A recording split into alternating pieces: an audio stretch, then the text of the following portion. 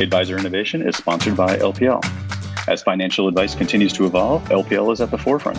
Whether it's growing your RIA or building an independent practice, advisors can pick the business model, services, technology, and product mix that best meets their clients' needs.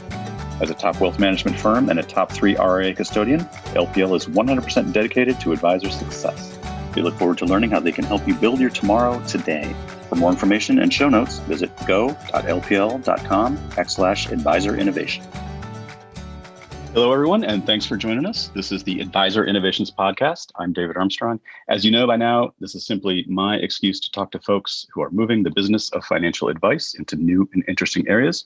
And today, I'm thrilled to be joined by Daniel Crosby, Dr. Daniel Crosby, behavioral finance expert, author of 3, maybe 4 books, including most recently The Behavioral Investor, chief behavioral scientist at Orion Advisor Solutions, the host of an incredibly popular podcast, highly recommended, Standard Deviation with Daniel Crosby. I think his crowning achievement probably, and Daniel, you can tell me if I'm wrong, came years ago before all of this, when you wrote a regular column for our modest publication, wealthmanagement.com, back I think in the years 2013, 2014.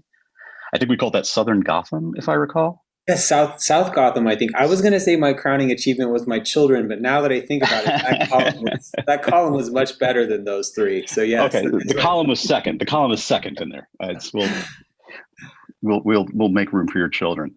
Remind me why we called that Southern Gotham, South Gotham. So I live in Atlanta, which is sort of, no New Yorker would consider Atlanta New York South, but that's how we sort of think about it down here. Also a big Batman fan. So, I think that was how we arrived at it. It sounded fierce or something to me at the time. I don't know. Looking back, it seems a little silly, but I think that was my reasoning at the time. No, I think it was attention-getting and unusual, which was great. We were happy to have it. And, you go back and look at those columns now on wealthmanagement.com. You can still find them. They're very good. They're very good. So we appreciated that. Tell me a little bit about, you want to just start off maybe by telling us a little bit about some sense for advisors who don't know you, where you sit at Orion Advisor Services, what your perch is there, what you oversee, what you do, and let us know a little bit about the universe there at Orion and from your perspective. Yeah, so it's a great question. There's not many chief behavioral officers in the industry, so it's a reasonable question. I'm really in charge of a couple of things. We call it the 3 T's. It's training, tools, and technology. So we have a practice management arm which heavily skews towards all things behavioral finance. And so I do the preponderance of the content creation there and the sort of advisor education arm of Orion Practice Management. In terms of tools, we're always developing new tools for clients to better understand their clients. A good one to talk about here is the Money 20, a new assessment we're coming out with that'll give folks deeper insights into how individuals think about money and their money stories and how those money stories may be the same or different than other family members or a spouse or a partner. And then we're trying to bake behavioral finance into sort of the very fiber of the technology that advisors use every day. I'm a big believer in just-in-time education. I'm also, I've also spent much of my life writing books and speaking at conferences. And while those things have merit and there's some foundational importance to those things, I'm also realistic about how short-lived some of the gains from sort of simple education can be. And I feel like behavioral finance will really fulfill the measure of its creation when it's on every advisor's desktop and in everything an advisor does. And so that's sort of the third and for me, the most exciting part of my job is trying to be thoughtful about behaviorally informed approaches to planning and investing and baking that into the very advisor desktop. Yeah, well, let's talk a little bit about how you make that leap from the behavioral finance and what we know from that discipline and leap over into practical application on the desktop. Because I don't think it's so easy, right? Behavioral finance, it's come very frequent use over the past few years. And I think it appeals, right? Because it seems to offer the key, right? The key to understanding why we think the way we do, why we're bad when it comes to money, how to be good when it comes to money, how we can fix ourselves. Is that an accurate way to think about behavioral finance, or is that too simple? Well, I think behavioral finance, sort of my colloquial definition of behavioral finance is just, finance that accounts for the messiness of humankind. And so I think there's a couple of reasons it's had big appeal. I think one is that it's just sort of quirky, weird stories about human nature. And I think everyone sort of revels and delights in sort of studying how screwed up we all are and how prone to bias and how fallible we all are. Unfortunately, I think we often read books like mine with an eye to thinking about other people instead of thinking about our own behavior, but that's a different conversation. So I think that's a part of the popularity. I think another piece of the popularity is, behavioral finance is in a very real sense one of the last sort of enduring value propositions. We've seen all parts of the advisor's ecosystem get eroded. There's been fee compression among product for a very, very long time, and it's been quite dramatic. I think it's been less dramatic on the advice side, but irrational behavior is forever, right? We're going to get to the point where product fees are just going to come down, down, down. And that won't be a real way to differentiate yourself or provide value, I think, in the future. But human irrationality is a growth industry from now until forever. And so I think it's a place where advisors correctly see that they can add value today, tomorrow, and forever. And so I think that's a big piece of the appeal.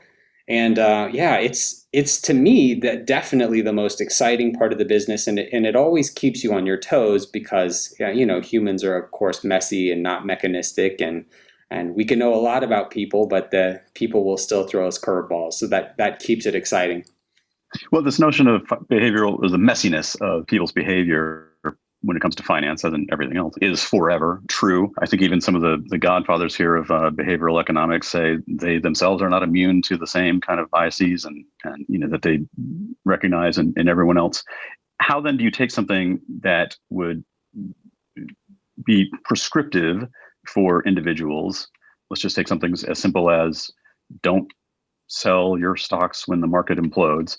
And translate that over into an applicable tool that financial advisors can use with their clients day in, day out, beyond just telling them, hey, here's a way here's the way the clients think, here's what they're prone to do.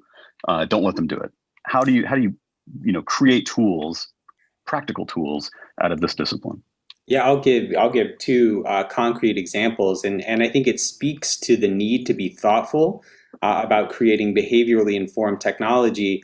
And I think it also speaks to the fact that sometimes very subtle tweaks in the way that we present or sort of frame information can have very profound impacts. So Betterment, right, the robo-advisor who had pivoted years ago and has become friendlier to the advisor community, they have a behavioral finance expert on staff, Dan Egan, who's a wonderfully thoughtful, smart guy.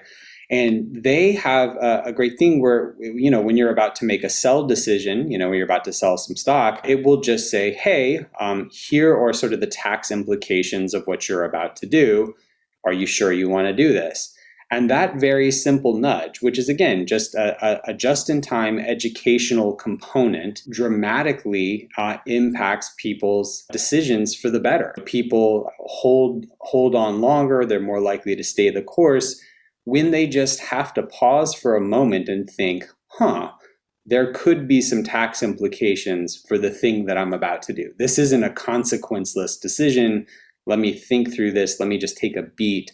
And that very simple act of sort of that nudge, that frame, brings about some longer termism, which is what we're all after. A second example of this would be something we're doing at Orion right now, which we call Protect, Live, Dream. And this is our goals-based mental accounting solution for our investment accounts. And effectively what we do is we name the account for the psychological purpose it's trying to fulfill, whether it's aspirational, whether it's serving a protect function.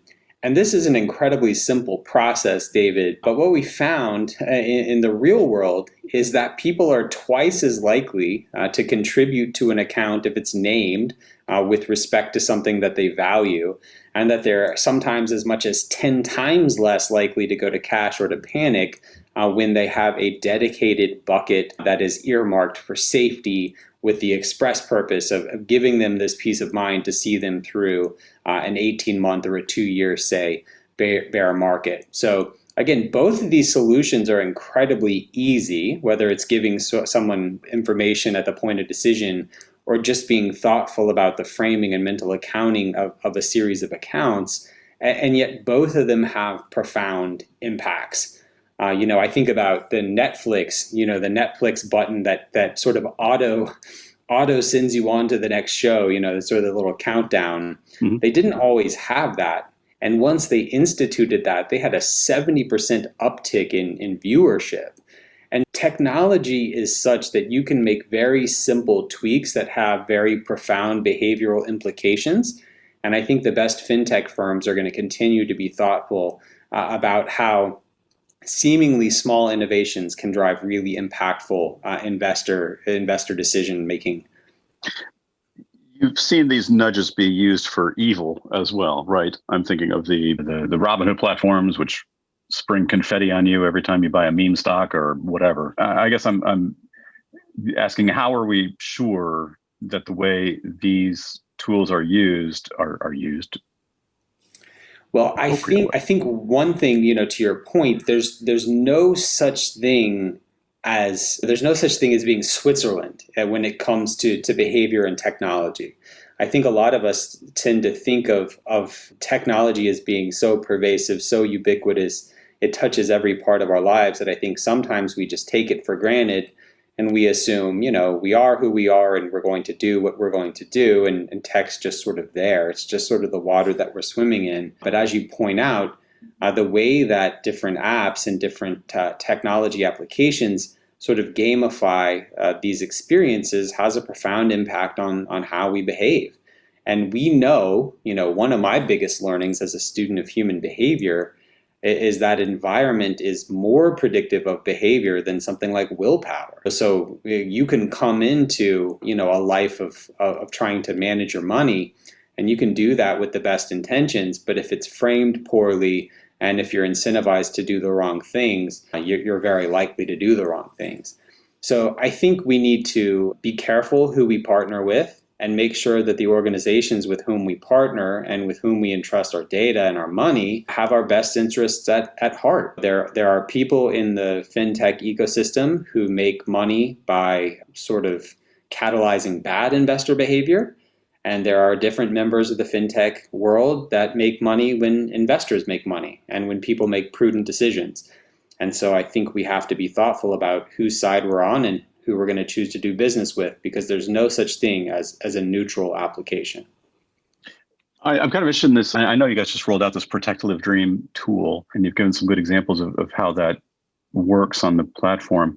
But this notion of dynamic financial planning, not a static individual who sets these goals, lives these dreams, and sets off on the journey. Things change, right? And I'm assuming risk tolerance changes, proclivity for risk changes, dreams change, attitudes change. I don't know, maybe not. Maybe there is some sort of hardwired from birth baked in personality type when it comes to money. I don't know. How does the tool accommodate that kind of dynamic?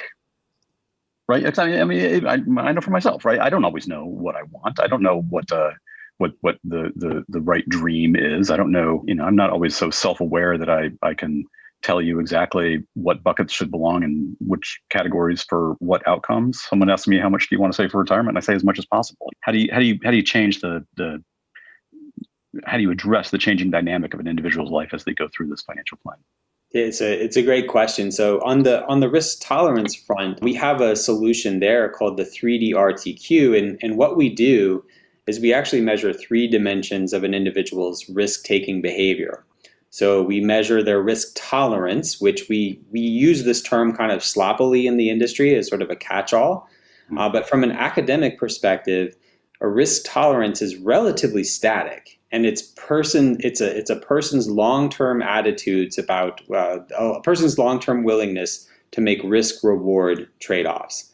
Then we look at their risk capacity, which is their ability to take risk, which is going to have things like the size of their goals, their age, their level of wealth, and how much wealth they've accumulated, those sorts of things. And then we measure, most importantly to me, we measure their risk composure, which is the likelihood that an emotional episode will dislocate those long-term attitudes about risk and reward trade-offs. So that's the behavioral piece, and that's not something that everyone's doing. So that is important information to know. We need to know about someone's level of emotional lability. We need to be able to speak to that. We need to be able to warn them about that, and then help understand which of our clients need help at a period of market volatility. So on the risk front, I think it's incredibly important that we need to measure all facets of risk, which would include sort of longer term, more stable pieces like tolerance and capacity, as well as the more behavioral, emotional piece. On the Protect Live Dream, I'm going to tell you about something we're working on right now that's not rolled out yet.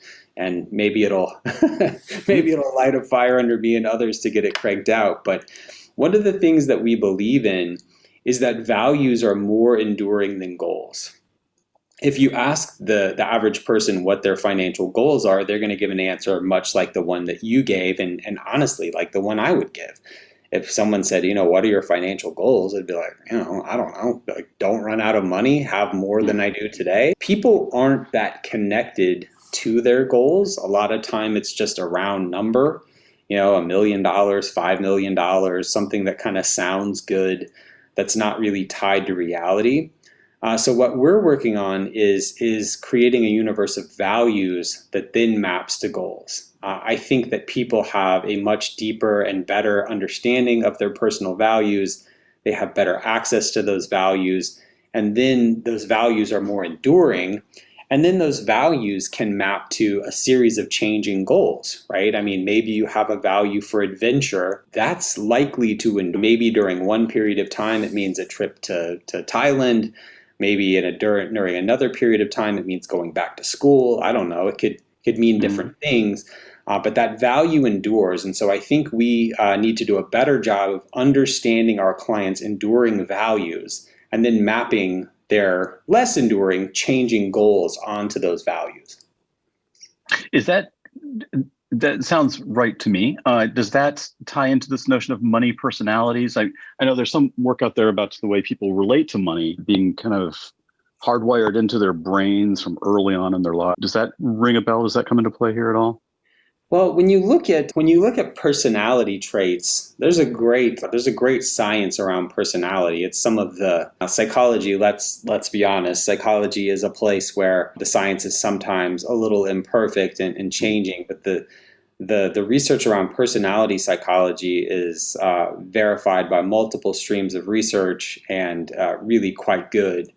And what we see in the personality psychology piece is different traits are more enduring than others. So a trait like introversion or extroversion is fairly enduring. People tend to get more introverted with age, but in general, you tend to sort of live in the same part of that continuum where you were born. Others are more changing. Yeah, it's sort of a trait by trait thing, but the good news is there's a really robust science around psychology. There's 5 sort of primary psychological personality traits and they're fairly enduring. Some more than others, but I think it's high time that we started baking that into the planning process and understanding people's personalities, and that could give us information from how to communicate with those people to how best to allocate their assets. I think there's a wealth of information in personality research that hasn't been effectively tapped yet. And is this the Money 20 initiative you have rolling out? Yeah, so the Money 20 actually has primarily to do, that was developed to help couples have better conversations around money. So the Money 20 was, we surveyed hundreds of folks in America and Canada, and effectively, to put it crassly, we asked them basically, what do people fight about when they fight about money? What do couples disagree upon when they disagree about money? And we found things like the level of importance. It was very important to some folks, not very important to others. How you communicate about it, whether money was an individual or a collective good. A lot of folks, there were some cultural differences there too. Some folks think that money is, if I earned it, this is mine. Other folks think this is my money, so I'm going to use it to bless the lives of grandma, grandpa, aunt, and sister and the community. The biggest point of contention, which I thought was fascinating, was around whether money was best used to enjoy today or to secure tomorrow. And that was the biggest point of disagreement. There's a camp that thinks that money should be used to kind of live it up. There's a camp that says money should be sort of squirreled away for a rainy day. And I think if you're listening to this, you can probably find which camp you're in, but you probably also realize that they're both right. And that's what we tried to do with the Money 20, was across all of these dimensions say, look, both sides of this continuum have a point. It's about balance. It's about coming together as a couple, as a family, and understanding each other's preferences, understanding that where there are differences, that they shouldn't be weaponized, or that those differences don't exist because one person's right and another person's wrong. Carl Jung has this great quote, mess it up, but it effectively says, until you make the unconscious conscious, it will direct your life and you will call it fate. And I feel like a lot of people move through the unaware of their money preferences and their money story. And it's only after illuminating that and kind of bringing it to the surface that you can have a conversation about it and how it coincides with or differs from the money story of someone you love. Right. And not pathologizing one or the other, right? Or any Correct. of the stories. That's a totally different conversation that financial advisors can have with their clients that up to this point, very, very few do, correct? Yeah, well, I'm the son of a financial advisor, and my dad views, he's still working. So my dad views his job as sort of a calling and as a helping profession. My decision to go into psychology, I think, was motivated by the fact that I saw my dad as someone who worked in a helping profession, even though, not everyone would sort of point to financial advice giving as such. And I think that in a world where the APA, the American Psychological Association, just came out with their yearly Stress in America survey, and for the jillionth year in the row, money is the number one stressor in the lives of Americans. It's one of the primary causes of marital dissatisfaction. It's one of the primary causes of divorce. It's the number one stressor in the lives of Americans, even more so with inflation being what it is today. I think it was like 87% of Americans were stressed about money right now. And financial advisors are, in a real respect, in the front lines of this battle with stress against money. And if we can arm advisors with tools that help them help their clients have better conversations, be more thoughtful, be more prepared, be more conversant in the money, the language of money, that lifts people's lives and improves lives in a meaningful way. Sure. And you're right. I mean, it's likely that financial advisors have, in a way, been having these conversations with their clients forever, just not necessarily in a formalized top of the report type of context, right? Absolutely, yeah. So tell me about that, though. You grew up the son of a financial advisor. You never wanted to go into financial advice yourself. What drew you to academics? I did actually. So I went to my freshman year of college. I went to school with an eye to doing what my dad did. And after my freshman year of college, I went on a mission. I went on a 2-year mission for my church to Manila, Philippines, and I learned Filipino, and I lived in Southeast Asia for 2 years. And coming back from that experience, you have a wildly different perspective. I grew up middle class kid in the deep south of southeastern U.S., and you live in Southeast Asia for a couple years, and you come back with a different perspective. And I had different priorities. And I said, look, I want to do something that helps people. And so I went into psychology at that point. And about midway through my Ph.D. in psychology, I was just burning out. I was seeing clients at this point, seeing patients, and the the heaviness of dealing with people who are engaged in criminal activity in some cases, dealing with people who are acutely suicidal. I loved the work. I cared so much for my clients, but it was just a very heavy thing for me. And it was something I was taking home in a big way. And I just had, I mean, candidly, I had poor boundaries. I had empathy fatigue. I was burnt up by my work. And so I came to my dad and I said, look, I love psychology. I love thinking about why people do the things that they do, but I don't think I can do it in a medical setting. And he said, well, there's a ton of psychology in my world. And I mean, I was 25 at the time. And I was like, what are you talking about? I had sort of no idea that there was so much psychology in the world of financial advice. But, my dad did not know the phrase behavioral finance or behavioral economics at the time, but he sort of pointed me in a direction where I could discover it for myself and sort of chart that path for myself. Interesting. What was the first step on that path? Was it just finding the Tversky book, or how did you? Yeah, reading Dan Ariely and Kahneman and Tversky and Thaler and all of those sort of bright lights of behavioral finance and behavioral economics. It was working in a bank. My first job postgraduate school. My first job postgraduate school was as a consultant to a large bank here in the Southeast, doing pre-employment assessments of executives. So I would give IQ tests and personality assessments to financial executives pre-hire. And that was fascinating work and work that I really believe in. And in the bank, I got sort of introduced into the workings of behavioral finance and behavioral economics in earnest, and then started speaking and writing books, and the rest is history. But yeah, that was my first, very much self-taught in the ways of money, and just read a lot in those early days, and sort of baptism by fire. But you made a decision to go into the private sector as opposed to remaining in academia. Yeah, I had no taste for academia. Okay.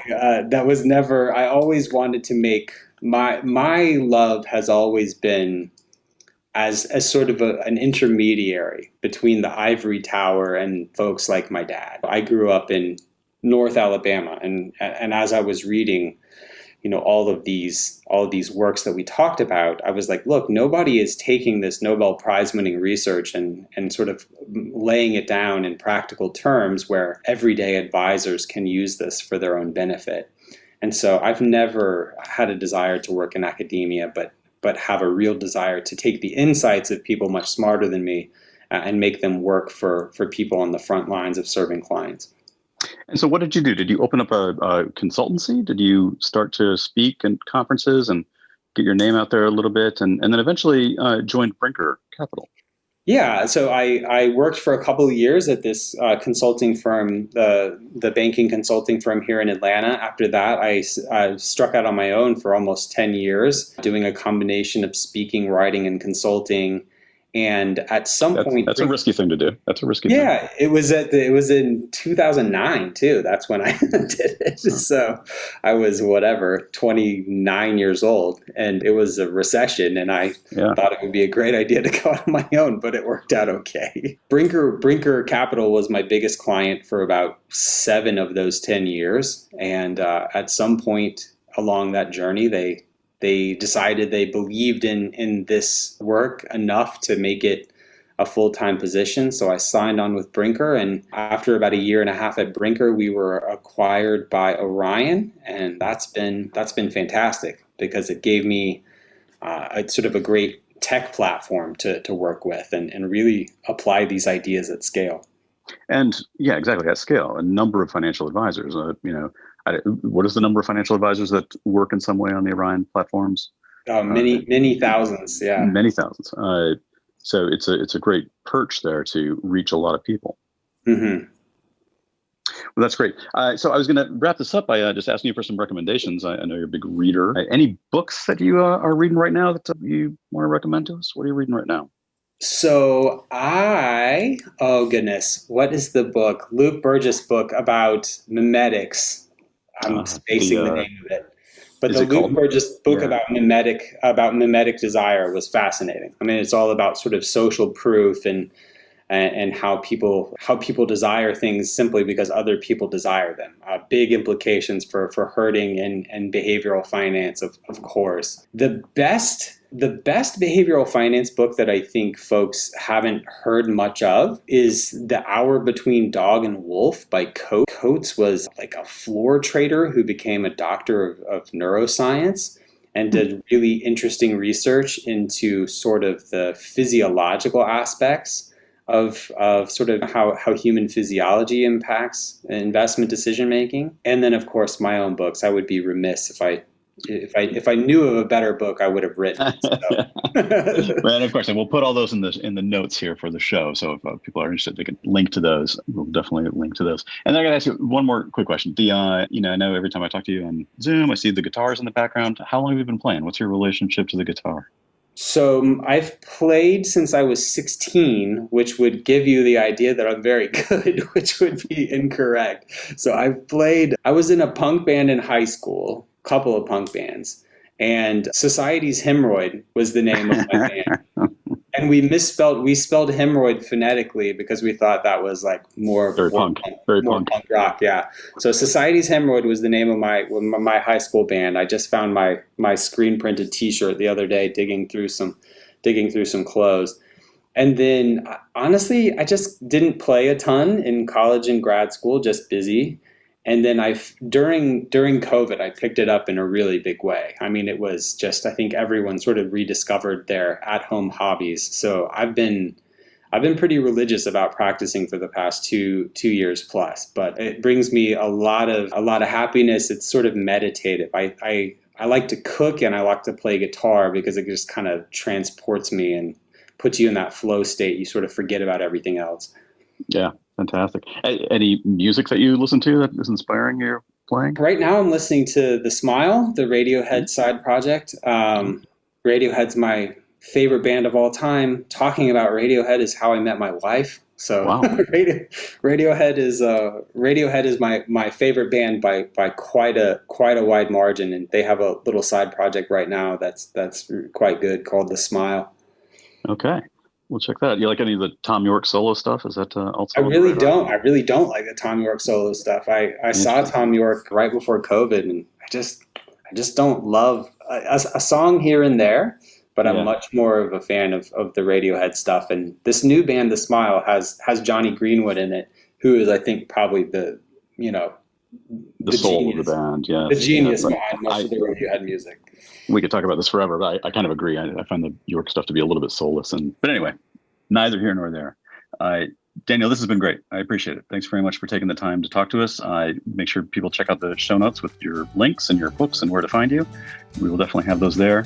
Thanks again. I appreciate it. No, so it was fun. Thank you. And this has been the Advisor Innovations Podcast. Thanks for listening. This podcast is sponsored by LPL Financial, a registered investment advisor and member FINRA SIPC. LPL Financial is a separate entity from and not affiliated with wealthmanagement.com.